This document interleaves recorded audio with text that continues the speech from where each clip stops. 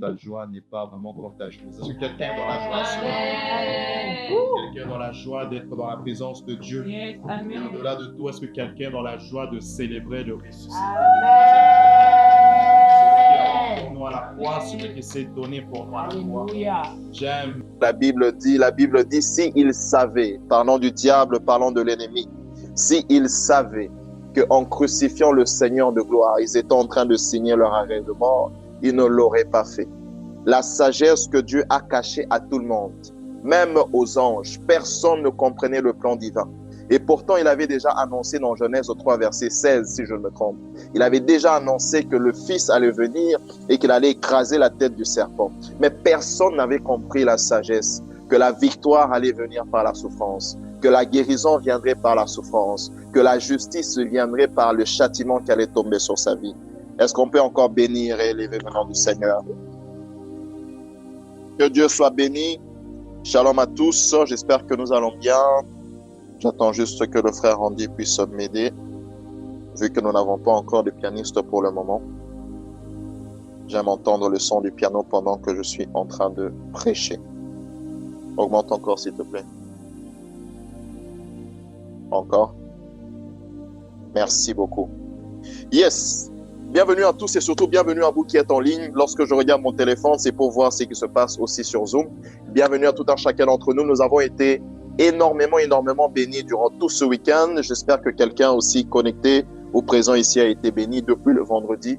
Le Seigneur nous a fait beaucoup de bien. Et hier nuit, le Seigneur m'a beaucoup parlé aussi par rapport à certaines personnes. Nous verrons si le Saint-Esprit le permet de libérer certaines paroles. J'aimerais remercier plus particulièrement les gens de Paris. Je vois la sœur Princia connectée. Je vois le couple Mavinga. Que Dieu vous bénisse abondamment. J'aimerais remercier le frère Ronald aussi qui s'est connecté ce matin. Shalom à la sœur Ketia et Oscarine qui sont de Stockholm. Que Dieu vous bénisse. Le thème qui nous a été donné durant notre week-end, durant cette 4e édition de la Chambre haute, était Christ notre Pâque. Et pour ceux qui sont la voix de la puissance divine, je pense que c'est tout le monde, vous allez voir que durant tout le mois d'avril, nous allons parler de la Pâque et du mystère de la croix. C'est ça le grand thème. Mais j'aimerais nous proposer un sous-thème ce matin pour clôturer évidemment notre programme de la Chambre haute que j'intitule « Manger l'agneau crucifié ». Manger l'agneau crucifié. J'ai 3 portions des Écritures à nous proposer. Alors nous allons nous tenir debout pour lire la parole de Dieu. Le premier texte, nous sommes dans Exode chapitre 12 à partir du 1er jusqu'au 8e verset. Et ensuite, on va sauter pour prendre le verset 11 jusqu'au verset 13. Exode 12 à partir du 1er jusqu'au 8e verset. Et ensuite, on va prendre le verset 11 jusqu'au verset 13. Je lis au nom du Seigneur. L'Éternel dit à Moïse et à Aaron dans le pays d'Égypte, « Ce mois-ci sera pour vous le premier des mois. Il sera pour vous le premier des mois de l'année. Parlez à toute l'assemblée d'Israël et dites, le 10e jour de ce mois, on prendra un agneau pour chaque famille, un agneau pour chaque maison. Si la maison est trop peu nombreuse, pour un agneau, on le prendra avec son plus proche voisin. Selon le nombre des personnes, vous compterez cet agneau d'après ce que chacun peut manger. Ce sera un agneau sans défaut, mâle, âgé d'1 an. Vous pourrez prendre un agneau ou un chevreau. Vous le garderez jusqu'au 14e jour de ce mois et toute l'assemblée d'Israël l'immolera, ça veut dire le sacrifier, entre les 2 soirs. On prendra de son sang, c'est cette partie qui m'intéresse, on prendra de son sang et on en mettra sur les 2 poteaux et sur le linteau de la porte des maisons où on le mangera. Cette même nuit, on mangera la chair rôtie au feu, on la mangera avec des pains sans levain et des herbes amères. Verset 11. Quand vous le mangerez, vous aurez vos reins sains et vos souliers aux pieds, et votre bâton à la main, et vous le mangerez à la hâte. C'est la Pâque de l'Éternel. Cette nuit-là, je passerai dans le pays d'Égypte et je frapperai tous les premiers-nés du pays d'Égypte, depuis les hommes jusqu'aux animaux. Et j'exercerai des jugements contre tous les dieux de l'Égypte. Je suis l'Éternel. Le sang vous servira de signe sur les maisons où vous serez. Je verrai le sang et je passerai par-dessus vous, et il n'y aura point de plaie qui vous détruise quand je frapperai le pays d'Égypte. Amen. Deuxième texte, nous sommes dans Jean chapitre 6, verset 51. Jean 6, verset 51. Jean 6, verset 51. Jusqu'au verset 53. Je lis encore au nom du Seigneur. Je suis le pain vivant qui est descendu du ciel. Si quelqu'un mange de ce pain, il vivra éternellement. Si quelqu'un mange de ce pain, il vivra éternellement.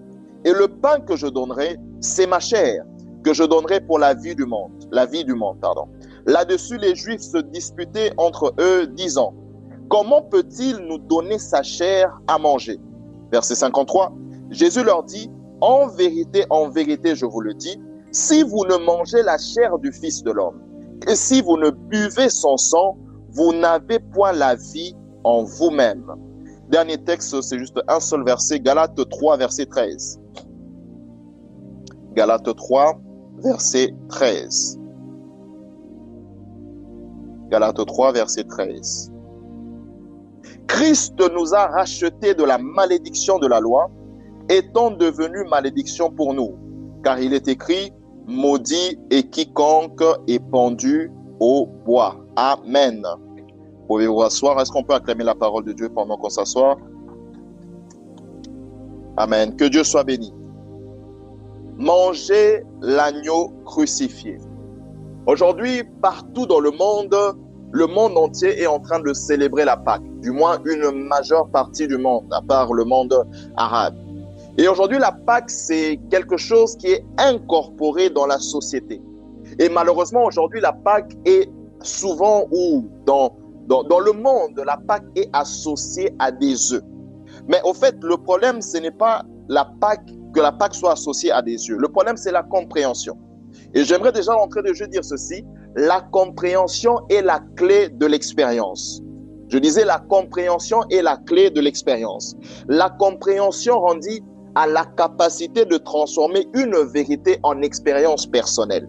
Celui qui ne comprend pas le pourquoi d'une chose n'en vivra pas les conséquences. Quand je vais faire quelque chose ou quand je vais me procurer de quelque chose, il est important de comprendre le pourquoi de cette chose. Parce que si nous faisons ce que nous faisons sans réellement en comprendre le sens, il nous sera difficile d'en expérimenter les vérités.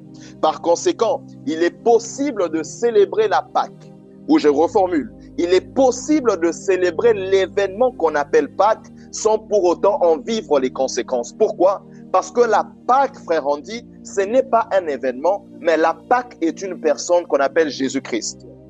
Est-ce que je peux avancer? Dans 1 Corinthiens chapitre 5, verset 7, Paul nous l'explique. Paul dit ceci, il dit maintenant, mettons de côté le levain ancien. Faisons disparaître le vieux levain, parce que Christ est notre Pâque. Il dit, Christ est une personne, mais la Pâque dans l'Ancien Testament représentait Christ. En fait, c'était une préfiguration de la personne de Jésus. Mais il dit, pour célébrer cette Pâque, il faut mettre de côté le vieux levain.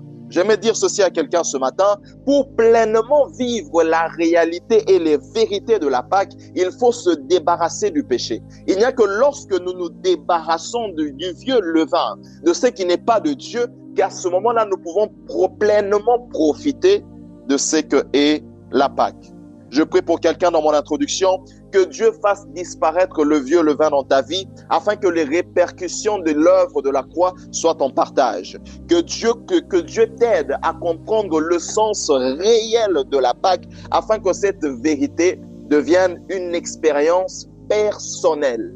La Pâque n'est pas seulement un événement, mais la Pâque est d'abord une personne qu'on appelle Jésus. Maintenant, pour mieux comprendre la Pâque, il faut retourner dans l'Ancien Testament. Lorsque nous lisons nos Bibles, il y a ce qu'on appelle la loi de la première mention. La loi de la première mention, elle est importante. Pourquoi? Parce qu'elle nous permet de comprendre le sens réel de la chose. Lorsque une chose est prononcée pour la première fois, mentionnée pour la première fois dans la Bible, il faut bien étudier le contexte parce que c'est la première fois qu'elle est mentionnée que ça nous donne, que ça nous guide à appliquer ça plus tard dans nos vies. Je donne un exemple. Lorsqu'on parle de l'adoration pour la première fois, on nous présente le cas d'Abraham qui va sacrifier Isaac. Nous avons toujours l'impression que l'adoration, c'est le fait de chanter des chansons avec des mélodies douces. Mais si nous rentrons dans la première mention de l'adoration n'a rien à voir avec les chansons. Mais l'adoration a d'abord à voir avec un cœur qui sacrifie. En d'autres termes, celui qui veut comprendre l'adoration doit comprendre ce qui s'est passé dans Genèse 22. Et de même avec la Pâque. Pour comprendre réellement la Pâque, il faut rentrer dans Exode 12 et bien étudier le contexte. C'est à ce moment-là que nous allons découvrir des principes et des vérités qui peuvent maintenant nous aider aujourd'hui à mieux jouir de la Pâque. Est-ce que je parle à quelqu'un? Et le contexte, il est clair. Nous sommes dans Exode 12. Mais permettez-moi, avant de parler de Exode 12, de rentrer dans le contexte des enfants d'Israël. C'est que les enfants d'Israël sont esclaves. Les enfants d'Israël sont esclaves en Égypte. Et Dieu va susciter Moïse et Aaron pour les libérer. Vous êtes d'accord avec moi? Et dans cette libération, elle va comme se passer en 10 étapes. Parce qu'avant qu'ils soient pleinement libérés de l'Égypte, il y avait eu 10 plaies. J'aimerais dire ceci à quelqu'un. Je sais que je parle à quelqu'un. Peut-être que je parle à quelqu'un en ligne. Il est possible que la promesse de la réussite dans le secret ne matche pas la réalité du terrain. Ok. Je crois que je commence à mal prêcher. Cynthia, il est possible que Dieu te dise une chose dans le secret. Il dit, je serai avec toi, je t'accorde le succès. Il est possible que Dieu promette le succès dans le secret. Mais lorsque tu arrives sur le terrain, tu rencontres la résistance. Pourquoi? Parce que Dieu, lorsqu'il promet de libérer les enfants d'Israël, il a dit à Moïse, je serai avec toi et tu vas les libérer. Mais il est aussi la même personne qui va endurcir le cœur de Pharaon. Pourquoi? Parce que la complexité d'une situation n'est pas une contradiction, mais une confirmation. Lorsqu'une situation devient complexe, ça ne contredit pas ce que Dieu t'a dit dans le secret, mais ça vient seulement confirmer au contraire ce qu'il t'a dit. Pourquoi? Parce que derrière une complexité que Dieu crée se cache une gloire supérieure qu'il veut manifester. Oh, je sais pas, est-ce que je parle à quelqu'un? Derrière une complexité que Dieu crée, lorsque Dieu te promet le succès, mais il est derrière en train de rendre les choses compliquées. Si c'est Dieu qui se cache derrière la complexité, c'est que c'est Dieu qui veut t'élever en grandeur et en gloire. Je prie pour quelqu'un et j'aimerais rassurer quelqu'un, lorsque les situations contredisent ce que Dieu t'a dit, ne crains point, j'aimerais te rassurer, comme pour Moïse. Aussi longtemps que Dieu endurcit Pharaon, c'est pour faire éclater sa gloire au travers de toi. Et je prie pour toute situation complexe dans ta vie, que le Seigneur puisse faire éclater sa gloire dans ta vie au nom puissant de Jésus. Oh, donne-moi un meilleur amen, s'il te plaît. Face à la complexité, il y a 2 choses que Dieu fait. Il dit à Moïse, allez en Égypte, allez libérer les enfants d'Israël. Mais ensuite, il rend la libération complexe. Mais quand Dieu emmène une complexité, suivez-moi très bien, voici ce que Dieu fait. Il fait 2 choses. La première chose que Dieu fait lorsqu'il rend une situation complexe, c'est qu'il monte en dimension. Aide-moi à dire à ton voisin, monte en dimension.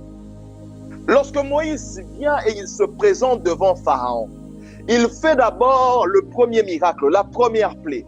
Il transforme l'eau en sang. Pharaon regarde à ses magiciens. Il dit, est-ce que vous pouvez aussi faire la même chose? Et ils font la même chose. Pharaon dit, aussi longtemps que la puissance que moi j'ai matche la puissance que tu as, je ne fléchirai pas. Moïse revient une 2e fois.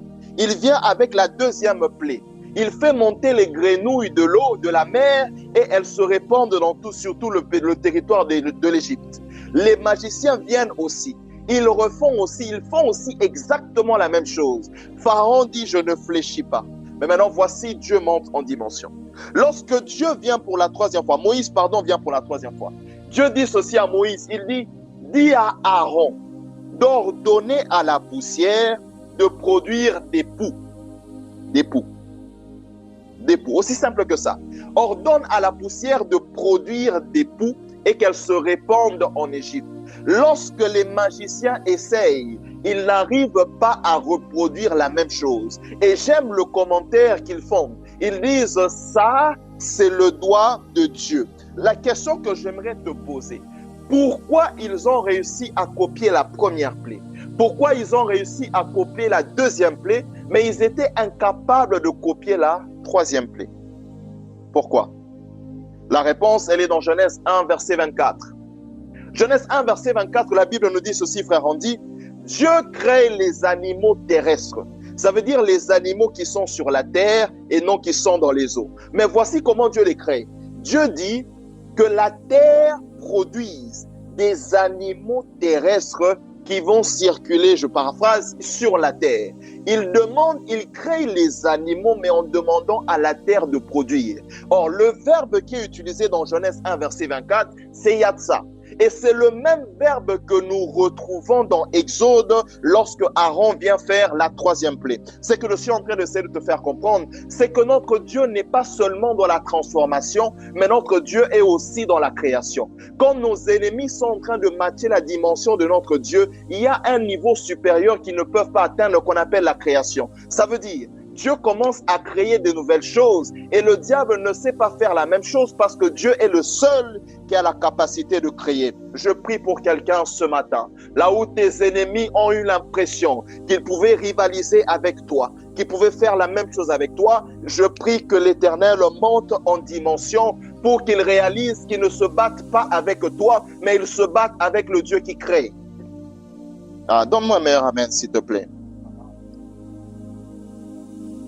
Que cette Pâque, je prie encore et je déclare, que cette Pâque soit une Pâque où les sorciers réalisent que maintenant Dieu est passé à une autre dimension. Et je le déclare et je le prophétise, surtout sur la sœur Oscarine. Pendant que j'étais en train de prier, le Seigneur m'a parlé de toi. Je ne sais pas pourquoi tu n'es pas venu, il fallait que je prie pour toi. Mais je prie que le Dieu que je sers, Oscarine, puisse monter en dimension dans ta vie. Je prie que le Dieu que je sers, je ne parle pas seulement d'Oscarine, accapare-toi de ces déclarations, que le Dieu que je sers monte en dimension et qu'il prouve aux sorciers qui t'ont longtemps combattu qu'ils ne sont plus de ton niveau dans le nom de Jésus. Que cette Pâque marque le début d'une nouvelle dimension de Dieu dans ta vie et je déclare aussi comme les magiciens que les sorciers eux-mêmes témoignent de cela au nom de Jésus. Première chose, il monte en dimension. La deuxième chose que Dieu va faire, c'est qu'il opère maintenant dans la distinction. Il opère dans la distinction. Permettez-moi de poser les fondements. Nous allons revenir sur la Pâque. Il monte, il opère dans la distinction. La première plaie, la deuxième plaie, les magiciens ont pu faire. La troisième plaie, Dieu crée. Mais de la quatrième plaie jusqu'à la neuvième plaie, Dieu frappe tout le pays d'Égypte, mais il ne frappe pas les enfants d'Israël parce qu'ils sont à Goshen. Je ne sais pas à qui je parle, mais je prie que cette Pâque soit la Pâque où l'Éternel te mette à part. Je prie que les fléaux qui frappent la terre, que les choses qui conditionnent nos familles, que les choses qui frappent tout le monde ne puissent pas nous atteindre parce que Dieu nous met à part durant cette Pâque au nom de Jésus. Le Dieu que nous servons est un Dieu de distinction. Le Dieu que nous servons est un Dieu, pendant que je parle, le Seigneur est en train de me parler de quelqu'un. Le Dieu que nous servons est un Dieu de distinction. Dieu ne peut pas nous mélanger avec tout le monde. Ceux qui craignent l'Éternel, ceux qui marchent avec lui, subissent un traitement particulier. Je prie que si tu n'étais pas à Goshen, qu'à partir de cette Pâque, que l'Éternel te mette à Goshen. Que ce qui te touchait avant ne te touche plus dans le nom puissant de Jésus. Alléluia. Dans le nom puissant de Jésus. Dans le nom puissant de Jésus. Randy, je prie que Dieu te mette à Goshen. Randy, je prie que Dieu te place à Goshen. Je te l'avais dit à la veillée de 2026. Randy, je prie que Dieu te place à Goshen. Que Dieu te place à Goshen. Je ne sais pas à qui je parle, mais je sens le manteau de mon Père descendre sur moi. Que là où il y a eu des problèmes dans les finances, je prie que Dieu te place à Goshen. Là où on t'a refusé parce que tu faisais partie des personnes qu'on refusait, que Dieu te place à Goshen. Là où on a toujours écarté ton CV, que Dieu te place à Goshen. Là où on t'a toujours traité comme tout le monde, que Dieu te place à Goshen au nom de Jésus. Mais maintenant, je vais te choquer. Il rend la situation complexe. Il monte en dimension. Il opère dans la distinction. Mais voici ce qui se passe à la 10e plaie. Il dit, Moïse, j'ai fait tout ce que j'ai fait durant les 9 plaies. Mais voici, je viens avec une 10e plaie. Je vais frapper tous les premiers-nés de l'Égypte. Mais voici ce qu'il dit à Moïse. Moïse, comme pour les autres plaies, vu que vous étiez à Goshen, celle-ci, ne vous inquiétez pas, elle ne va pas vous toucher. Ce n'est pas ce qu'il dit. Il dit, Moïse, pour la 4e plaie, je vous ai mis à part. Pour la 5e, je vous ai épargné. Pour la 6e, 7e, 8e, 9e, je vous ai épargné. Mais Moïse, pour cette plaie, je ne veux pas vous épargner. En d'autres termes, votre délivrance ne dépend plus du lieu où vous vous trouvez. Est-ce que je parle à quelqu'un? Au départ, nous étions à l'abri du jugement. Mais maintenant, nous ne sommes plus à l'abri du jugement. Pourquoi? Parce que de la 1re à la 9e plaie, Dieu exerce un jugement sur les Égyptiens en fonction du mal qu'ils ont fait aux enfants d'Israël. Mais pour la 10e plaie, Dieu exerce un jugement sur l'humanité en fonction du mal que l'humanité lui a fait. Je ne sais pas si tu comprends. La Bible dit, nous avons tous péché et nous sommes tous privés de la gloire de Dieu. Ça veut dire en d'autres termes que toute l'humanité a péché et toute l'humanité mérite le jugement de Dieu sur eux. Chacun d'entre nous. Il ne s'agit plus d'habiter à Goshen ou de ne pas habiter à Goshen. Chaque personne doit payer le prix parce que le jugement, en fait, on te rend, on te punit, on te rend avec la monnaie avec laquelle tu as payé. C'est-à-dire, quand tu as commis un acte, quand tu as brisé la loi, en fait, on doit te punir en fonction de cela. Dieu dit, cette fois-ci, même vous-même, Israël, vous ne serez pas épargnés, sauf si vous immolez la Pâque. Ah, c'est là où ça devient intéressant. Les 9 premières plaies, vous êtes épargnés. Mais la 10e plaie, vous ne serez pas épargnés. Parce que ce jugement que je dois exercer, je l'exerce sur tout le monde en fonction du mal que vous avez commis. Mais pour que vous soyez épargnés, il ne suffit plus d'être seulement à Goshen, mais il faut maintenant immoler la Pâque. Immoler la Pâque. Je ne sais pas à qui je parle, mais j'aimerais te dire ceci. Le jugement est en train de s'abattre sur le monde dans lequel nous sommes. Dieu est en train de punir et il va punir encore ce monde. Mais c'est seulement ceux qui immolent la Pâque. C'est seulement ceux qui célèbrent la Pâque. C'est seulement ceux qui célèbrent Christ et qui ont Christ. C'est seulement ces personnes-là qui échappent au jugement de Dieu. Au jugement de Dieu. Maintenant, voici ce qu'il dit. Vous serez épargnés seulement si vous célébrez, vous immolez la Pâque. Et il va donner plusieurs détails. Mais il y a 2 détails qui m'intéressent. Parce que, souvenez-vous, qu'il faut que nous puissions comparer la Pâque dans Exode 12 et la Pâque d'aujourd'hui et faire le lien. Et dans la Pâque d'aujourd'hui, il y a 2 éléments principaux qui reviennent. Premièrement, c'est Christ comme agneau qui est mort. Mais deuxièmement, c'est l'autel ou la plateforme sur laquelle il est mort qu'on appelle la croix.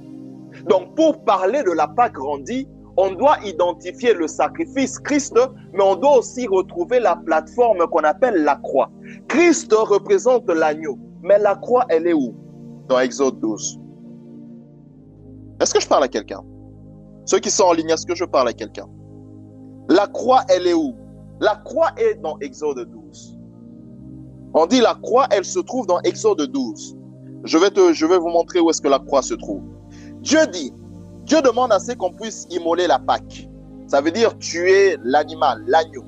Mais ce qui m'intéresse, Dieu maintenant parle de ce qu'il doit faire avec le sang.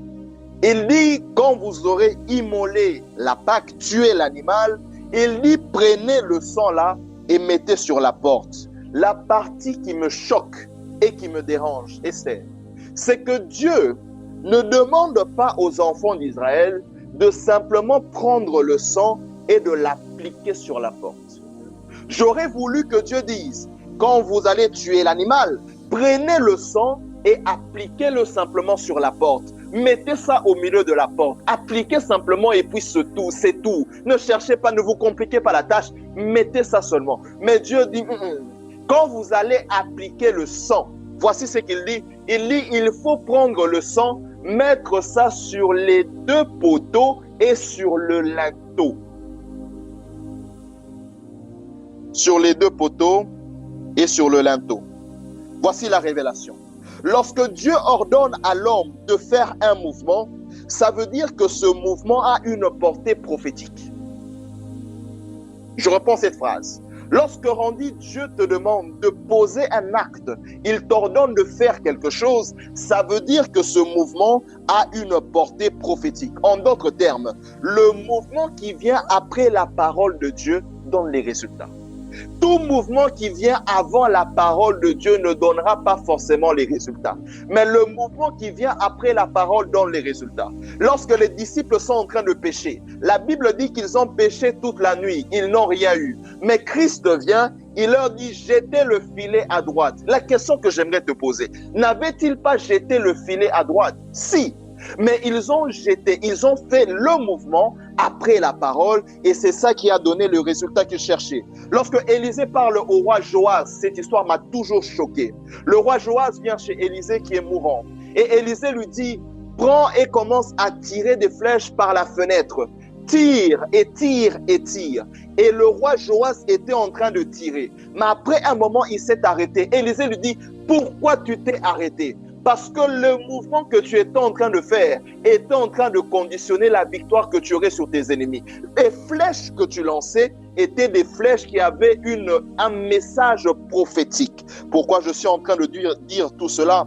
Parce que Dieu dit, applique le sang sur les 2 poteaux et sur le linteau. Ça veut dire que la main des enfants d'Israël était en train de faire un mouvement vertical et un mouvement horizontal. Ils appliquaient sur les poteaux et ils appliquaient aussi sur le linteau. Et ce mouvement-là était déjà en train de révéler que lorsque l'ange allait venir, il allait voir le sang qui a suivi le mouvement de la main qui représentait la croix. En d'autres termes, lorsque l'ange vient et qu'il regardait à la porte, il voyait la croix.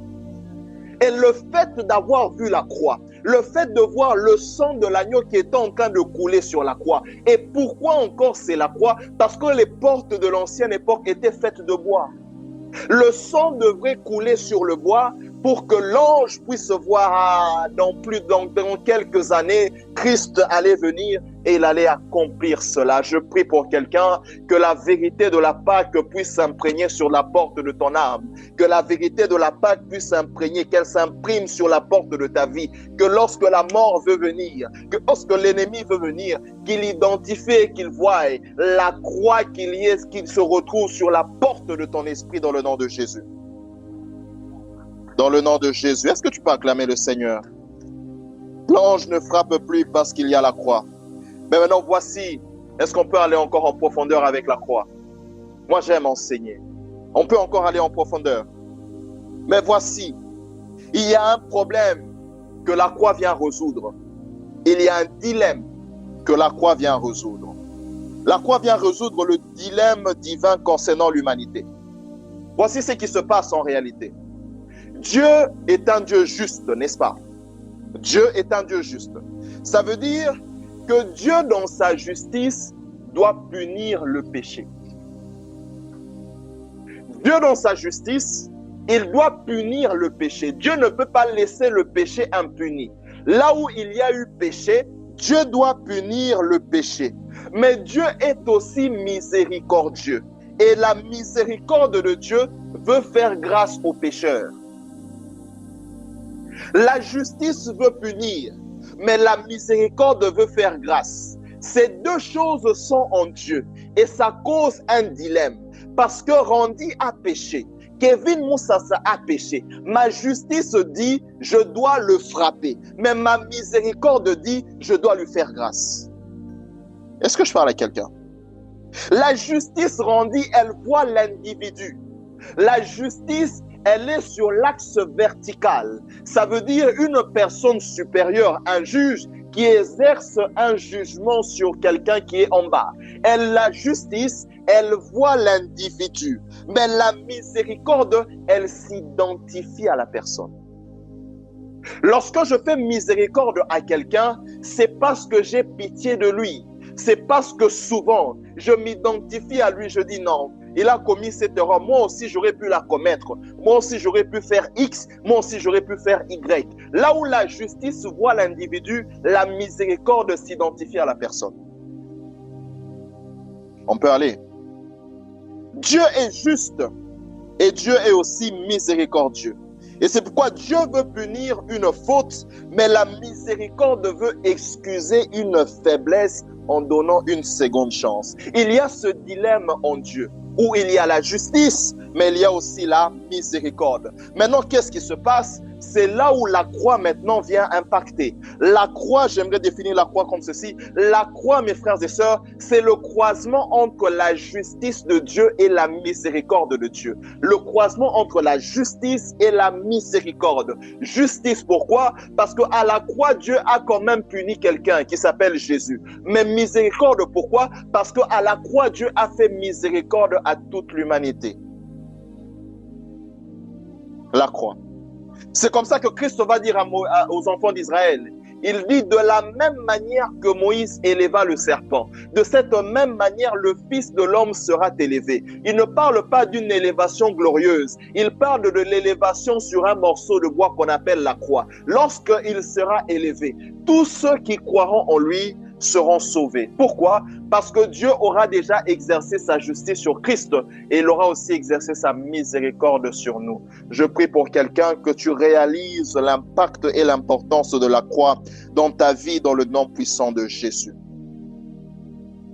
Dans le nom puissant de Jésus. Mais le détail qui m'intéresse, et c'est là où nous allons chuter avant de prendre la Sainte Seine. Le détail qui m'intéresse, je vous ai dit, mon thème, c'était manger l'agneau crucifié. J'ai fait exprès de dire l'agneau crucifié, parce que l'agneau était crucifié. Manger l'agneau crucifié. Mais voici le détail qui m'intéresse.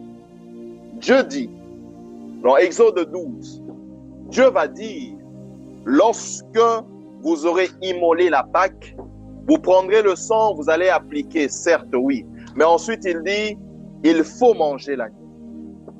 Il faut manger l'agneau. Et Christ vient dans Jean 6. Il arrive dans Jean 6. Jean 6, verset 51 qu'on a lu. D'ailleurs, pour ceux qui lisent, qui connaissent et qui lisent bien leur Bible, vous allez vous rendre compte que c'est dans Jean 6 que la majeure partie de ses disciples l'ont quitté.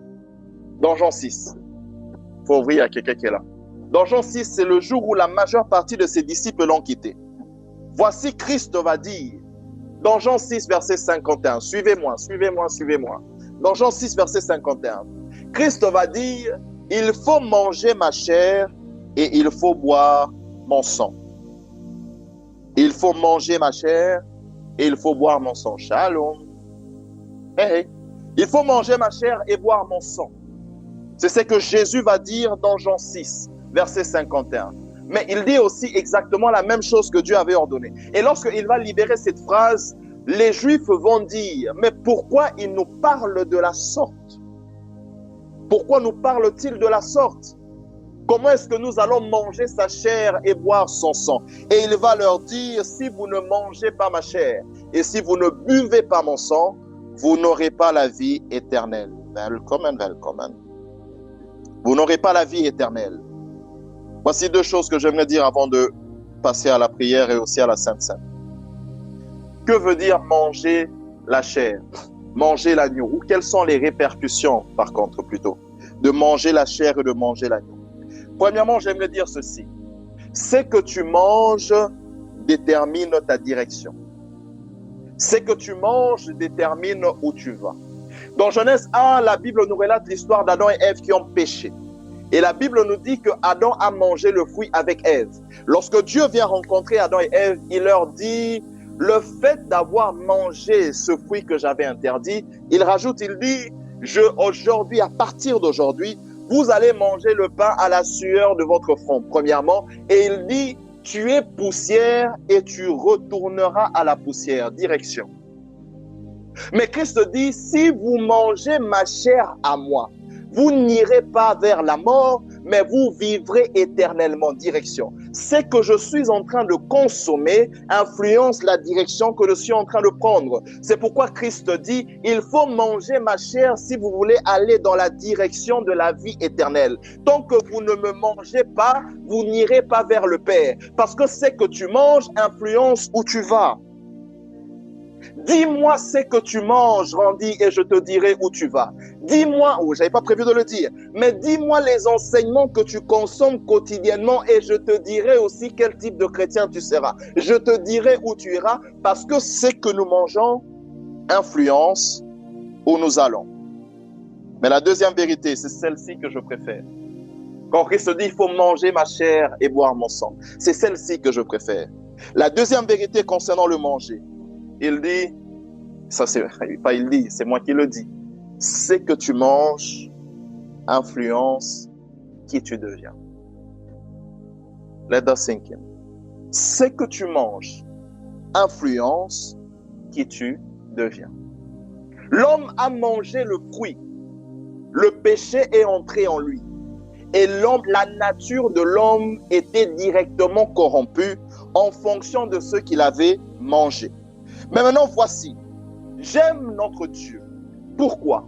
Parce que Dieu est le modèle parfait d'une relation fusionnelle, équilibrée et dynamique. Dieu dit ceci, Randy. Il dit à Moïse, il dit, je descendrai à votre rencontre, je viendrai à votre rencontre. Et lorsque je viendrai, voici ce qu'il leur dit, il dit, sanctifiez-vous. Pourquoi? Parce que moi, votre Dieu, je suis saint. Et par conséquent, si moi je suis saint, j'exige aussi que vous soyez saints.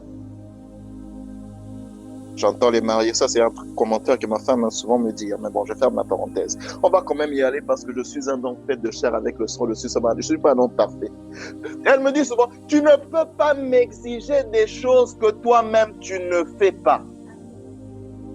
Sarah. Tu ne peux pas m'exiger des choses que toi-même tu ne fais pas. Pourquoi? Parce que le respect doit être mutuel, l'admiration doit être mutuelle, le romantique doit être aussi mutuel. Randy, prends note. Prends note.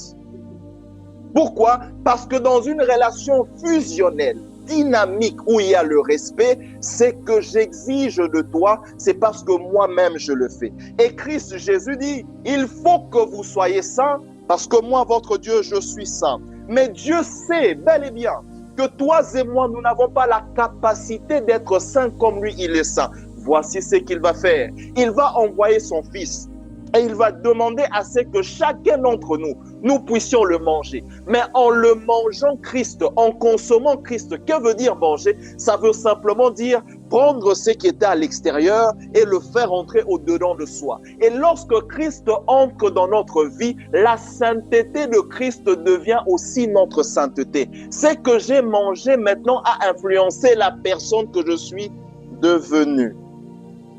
Est-ce que je parle à quelqu'un? Ce que j'ai mangé a influencé ce que je suis devenu. N'est-ce pas dans la parole de Dieu? Je vais encore donner un autre exemple. N'est-ce pas dans la parole de Dieu dans Genèse chapitre 1, si je ne me trompe? La Bible dit que la lumière soit et la lumière fut. On a tous lu ce passage. Mais est-ce que vous vous rendez compte que lorsque Dieu crée la lumière, il n'a pas créé les étoiles? Lorsque Dieu crée la lumière, il n'a pas créé le soleil. Lorsque Dieu crée la lumière, il n'a pas créé la lune. Dieu ne crée pas la lune, les étoiles, le soleil le premier jour. Il crée la lumière. Il crée la lune, les étoiles et le soleil le quatrième jour. Et écoutez ce que la Bible dit. La Bible appelle la lune, les étoiles, le soleil des luminaires. Oh, en d'autres termes, Dieu crée le contenu avant de créer le contenant. Mais voici la merveilleuse chose. C'est lorsque le contenu entre dans le contenant, on commence à identifier le contenant en fonction du contenu. On appelle le soleil luminaire en fonction de ce que le soleil contient. On appelle la lune luminaire en fonction de ce que la lune contient. Par conséquent, on t'appellera saint en fonction de Dieu que tu contiens. On t'appellera juste en fonction de Jésus que tu contiens. Il faut que tu manges la Pâque. Il faut que tu manges l'agneau pour qu'il te communique sa nature. Dieu ne t'identifie plus comme Randy. Dieu ne m'identifie plus comme Kevin, mais Dieu commence à m'identifier comme Christ. Quand je prie, il entend la voix de Jésus. Quand je prie, il voit Christ au travers de moi. Tout ce que je fais, Paul appelle des impudiques saints. Il appelle les Corinthiens des saints. Il dit aux Corinthiens, vous êtes des saints, mais ce sont des impudiques. Pourquoi? Parce que la sainteté des Corinthiens n'était pas liée à leurs actes, mais à celui qui habitait en eux. C'est pourquoi je prie pour quelqu'un que la réalité de la Pâque t'emmène dans la sanctification, que la réalité de la Pâque t'emmène à la reconnaissance de ton identité, que la réalité de la Pâque te pousse à marcher en conscience que je suis un représentant de Dieu sur terre, parce que le contenu influence le contenant. Il y a tellement d'exemples. Je veux chuter avec ça, je ne sais pas pourquoi, mais je veux chuter avec ça. Il demande à Moïse, construis l'arche. L'arche, c'est un morceau de bois. On a juste pris du bois et on a bâti ce qu'on appelle l'arche, un coffre-fort. Mais malgré que ça a été fabriqué avec du bois, personne n'avait le droit d'entrer dans le lieu très saint. Malgré que c'était fabriqué avec du bois, personne n'avait même le droit de toucher l'arche. Pourquoi? Parce que l'arche était devenue saint, sacré, en fonction de la gloire de Dieu qui y habitait. Je ne sais pas à qui je parle, mais je prie pour quelqu'un. Il est temps que tu réalises que Christ habite en toi. Il est temps que tu réalises qu'on ne peut pas te toucher par n'importe qui. Je prie qu'en cette Pâque, que tu réalises que Christ habitant en toi fait de toi une personne intouchable. Princia, je te parle. Je prie que tu réalises que Christ habitant en toi fait de toi une personne intouchable. Que partout où tu iras, que tu te rendes compte que le contenu qu'il y a au-dedans de toi est la nouvelle identité du contenant. Du contenant. On va se lever, on va prier. Il nous reste 25 minutes, on doit faire la Sainte Seine. Jamais que nous puissions nous lever et prier. Alléluia. Alléluia. Nous allons faire littéralement aussi ce que ça veut dire manger la Pâque en prenant la Sainte Seine. Mais jamais que tu puisses prendre 2 à 3 minutes. Est-ce que tu peux élever ta voix et parler au Seigneur? Parler au Seigneur, dis-lui merci pour la Pâque. Merci parce que tu es notre Pâque, tel que je l'ai dit dans mon introduction. Paul a dit, maintenant, mettons de côté le vieux levain, parce que Christ, notre Pâque, a été immolé. Est-ce que tu peux remercier? Si tu veux prier en fonction de ce que j'ai dit, fais-le. Mais élève ta voix et parle au Seigneur en fonction de la Pâque.